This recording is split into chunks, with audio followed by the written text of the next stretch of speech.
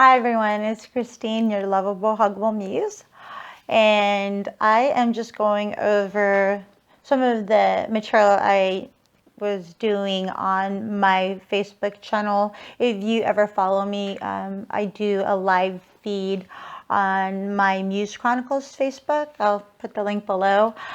Basically, I'm covering the same material, but this is just a little bit more focused with a little bit more details. And it was just a reboot of the question, who are you? So right now, I'm basically getting the downloads from everything I'm learning around me, everything from the people I talk to some of my spiritual leaders, and I basically upload it back to you. So these are my uploads and my downloads. And I'm basically just, first of all, getting some really good feedback. I believe everyone's doing their best right now. We're all utilizing our strengths and going out of our comfort zones and just connecting with everyone. And I think for the most part, we're all giving it a good try and a good go, just getting through this and taking it day by day. But I also know that it's basically bringing up a lot of discomfort and questions and just feelings in everyone around us. If you ever read the story Alice in Wonderland, and you would read about the part where Alice confronts the caterpillar, and basically the caterpillar keeps asking her the same question, who are you? Who are you?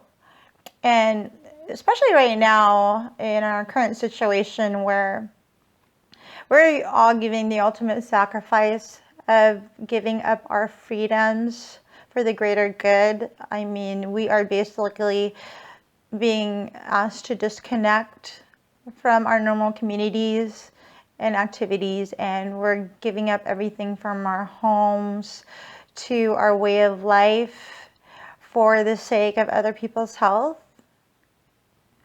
That's definitely not an easy thing. Even for me, I'm in furlough with no guarantees, depending on what happens in the next few weeks. No guarantees on whether or not we'll be able to survive this. But just generally, I think everyone has those questions when they're put into those situations. If I'm not a mom, or if I'm not a student, or if I'm not part of the workforce, whether it be you are an engineer or a waiter or a service worker. I don't care who you are. You are being affected by this one way or another, or someone who is.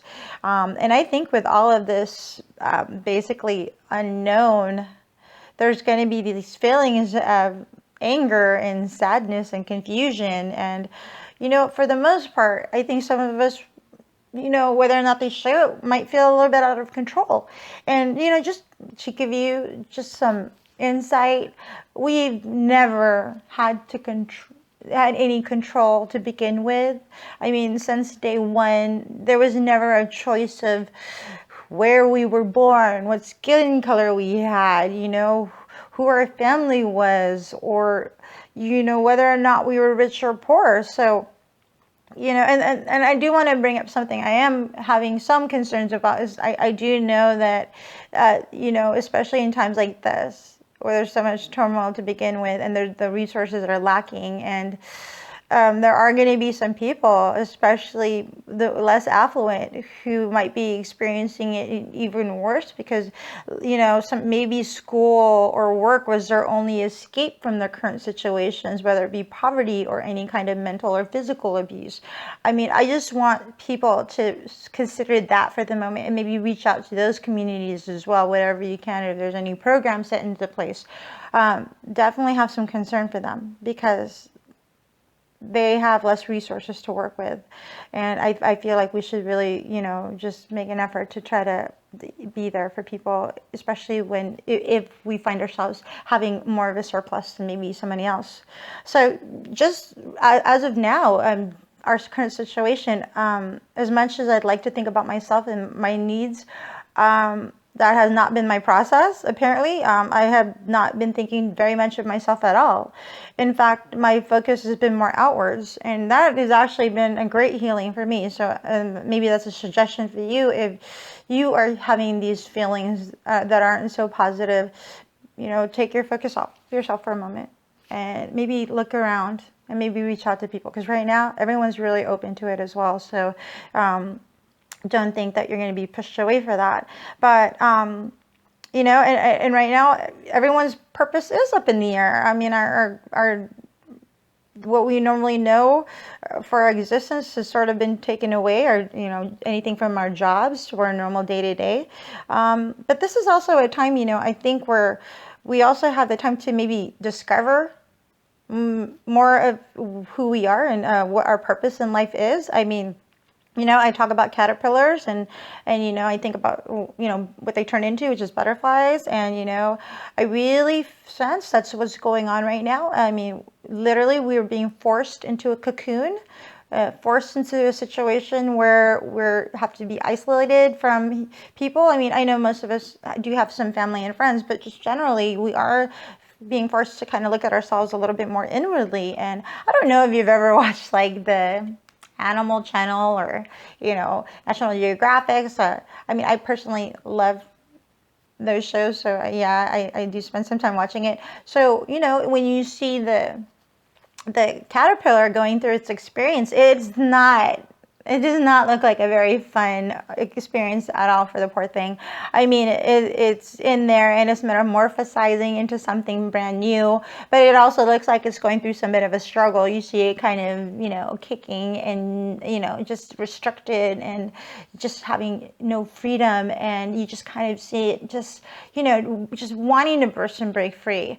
And, that's how I feel about what's going on right now. I feel like we are not going to come out of this the same. We're going to learn something, and hopefully we've changed for the better. I mean, in history, plagues have always been happening, okay? So this isn't nothing new. I mean, just because it hasn't been in our lifetime, it has happened. It's every couple of 100 years where there's one major one that actually is so major that it actually affects humanity worldwide. So it's going to happen. It's inevitable. It's a mathematical possibility, yes, just like maybe being hit by a meteor or some other things that can happen, so, and I don't want to be too negative, but these things happen, and all we can do is the best and come together and have solutions. I mean, some of the greatest things were born out of the greatest tragedies as well. Not that that's the reason why you should even, try and create one or anything of that matter, but there were so many situations where, during the plague, some of the greatest things were discovered, and some people still manage to, innovate and make things happen. A lot of medicine was developed after the plagues. A lot of great people discovered things while they were in their own isolation. For instance, gravity was discovered by Newton, and some of his mathematical formulas that we use today were discovered during that time. And also, if you know Nostradamus, the astrologer, he was actually a medicine man as well, and he was the one who invented using rose hips to actually combat the plague, and it actually worked. And that was just the newest form of vitamin C. It was just rose hips just were rich in vitamin C, and hopefully you guys are taking your vitamin C. I know doctors say that doesn't really work. I beg to differ. I mean, I'm not necessarily a medical.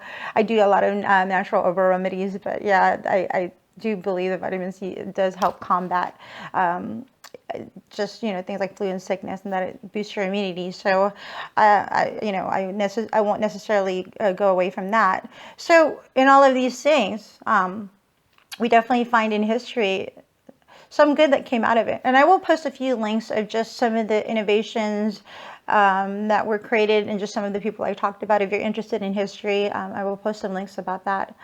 And then also, I mean, this is a great time to maybe find your gift. I mean, I can tell you now, the first job or the first trade, in the world, the first supply and demand had nothing to do with someone getting paid, and just waiting for a paycheck for doing something that monotonous that they may or may not enjoy. You know, it had nothing to do with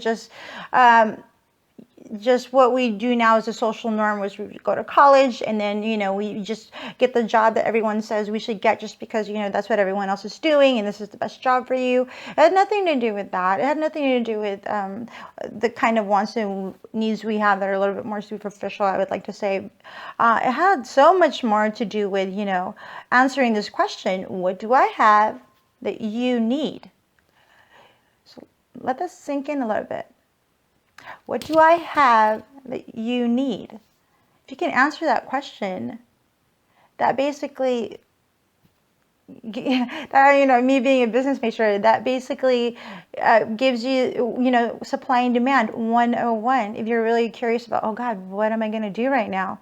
I mean, you guys, this is raw, okay? What's going on right now is absolutely raw, okay? We need to keep things simple and down to the basics of, you know, providing people with needs with whatever resources we have. Because right now, I can tell you, the things that were important before, like sports, makeup, name brands, none of that matters as much right now to anybody than the bare necessities, which is food, shelter, and toilet paper.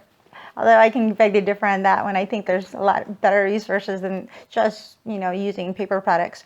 But, you know, that is just going to say that at any time, you know, supply and demand does change. You know, I always learned about utils of happiness, and that's actually a better measure of what's valuable to someone is, you know, at the time, what makes me happy and what do I really need? So, you know, when you can answer that question, and when you can actually get away from the identity that the world has been feeding us our whole entire lives, and the identity we literally had to leave behind or set aside just because of what's going on, when you can do all of that, you know, I think that kind of puts us all on just the track of, you know, actually revolutionizing and becoming what we were meant to be. So, you know, I really hope that during this time, we have so much time to think about it. We really just kind of take some time to really think about, you know, what our destiny in life is. Because, you know, I love to believe that we all have a destiny. I love to believe that, you know, we have a purpose. I honestly, truly do. Because when you have a purpose in life, I can tell you this, and you know what your purpose is, you will chase that thing. You will chase that sucker to the very end.